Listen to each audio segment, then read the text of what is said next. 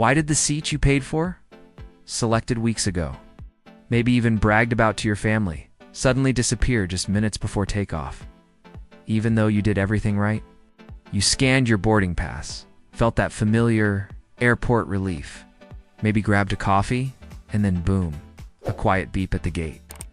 A strange pause from the agent, that look on their face, and suddenly your name is being called. Not because you won something, but because your seat is gone. And here's the thing, nobody explains clearly. Not airlines, not booking sites, not even most travel YouTubers. Because this isn't just about overbooking like everyone thinks. It's deeper, messier, and honestly kind of uncomfortable. And I know this because after years as a travel planner, working around airline systems, watching airport security processes, and seeing what really happens behind those counters, I can tell you that seats don't vanish randomly. They are reassigned, re-ranked, reshuffled by algorithms, human decisions, and risk systems that start working against you long before you reach the gate. Sometimes even before you leave your house. Because airlines don't see seats the way passengers do. They see probability, revenue, behavior patterns, connection risk, loyalty, status, compliance history, and timing. Lots of timing.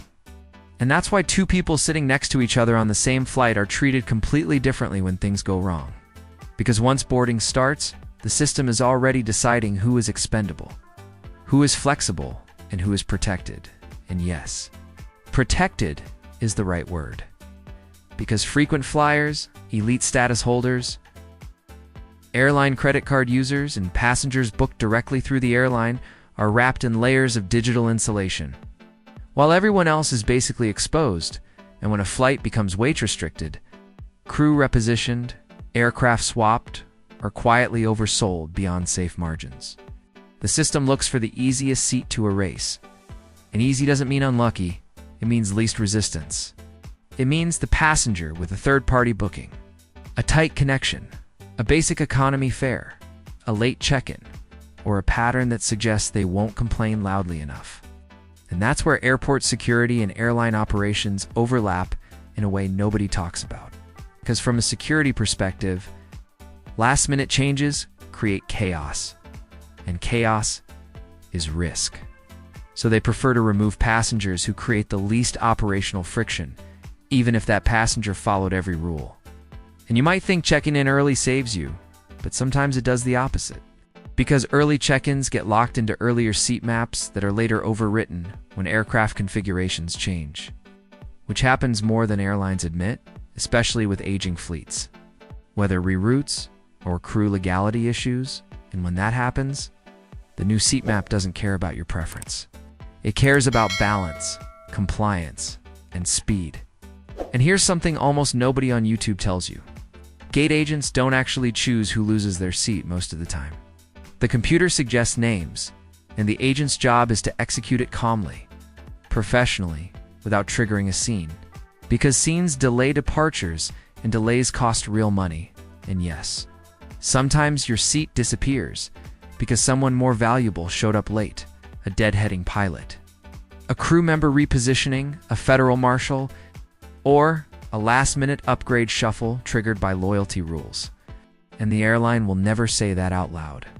They'll say operational reasons, which sounds vague because it is meant to be vague. And if you've ever wondered why the person next to you boarded after you but somehow has priority, that's why. And then there's the security side nobody likes to discuss. Behavioral flags don't mean you did something wrong. They mean your travel profile triggered additional review. Maybe too many one-way tickets. Maybe inconsistent travel patterns. Maybe last-minute changes. Maybe nothing serious at all. But once a profile requires manual oversight, airlines prefer flexibility.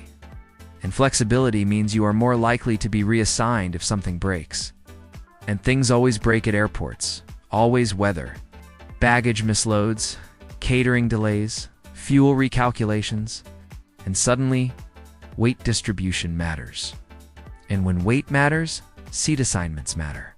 And guess whose seat is easiest to move? Not the family with kids, not the elite member.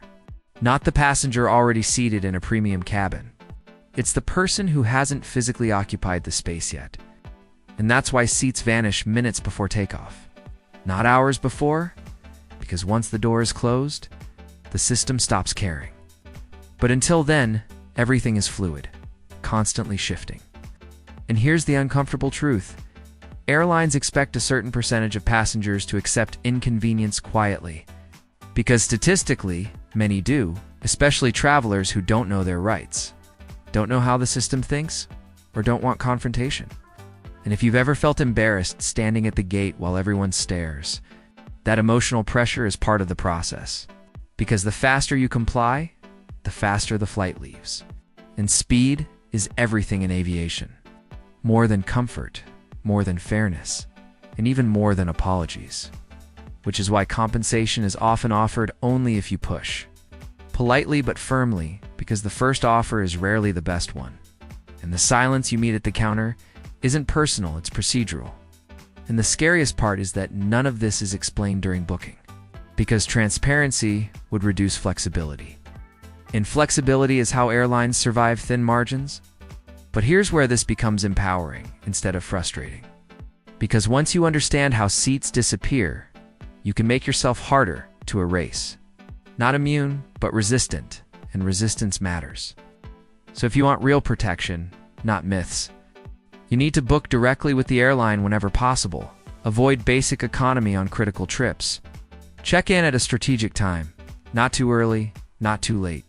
Keep your boarding pass digital and printed. Arrive at the gate early and stay visible, polite, present. Because physical presence matters more than you think. And never volunteer information that frames you as flexible unless you truly are. Because flexibility is airline code for movable, and if a seat issue happens, ask clear, calm questions, request written explanations, and understand your compensation rights by region because knowledge changes outcomes. And finally, here's my strongest suggestion. Treat seat assignments as temporary promises, not guarantees. Plan with buffer. Choose flights with earlier departures, aircraft with stable configurations, and loyalty where it actually benefits you, because in modern air travel, the passenger who understands the system doesn't panic when a seat disappears. They respond, and the system respects that.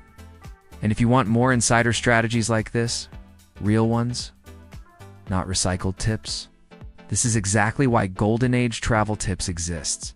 To help you travel smarter, calmer, and one step ahead of the chaos, always.